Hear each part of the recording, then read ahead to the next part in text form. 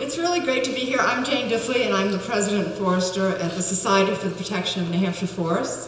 The Forest Society was founded in 1901, and it was founded specifically to protect the White Mountains. And, you know, this forest started the way it continues to operate as a collaboration and a partnership with the Appalachian Mountain Club, with people from other places who cared about the White Mountains as tourists and conservationists, with mill owners in south of here who were concerned about the rise and fall of the Merrimack River.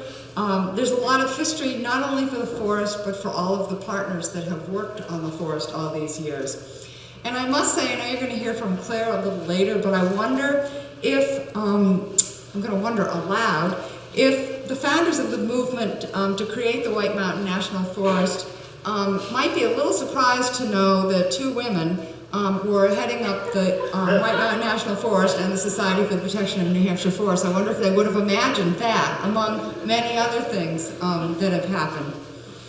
And I think, you know, as we look back at 100 years ago to what the White Mountains looked like then and what they look like now, it reminds us that lots of things are possible and that we should never give up hope. It's never too late when people get together and want to make sure that resources are protected, that trees are regrown, that open space is made available to the public, that we should never give up, that it's always possible. And there are ways to engage people not only in New Hampshire, but all over New England and all over the country in these efforts. And I think as we look to the future in terms of engaging people, the White Mountain National Forest is really a model of doing that.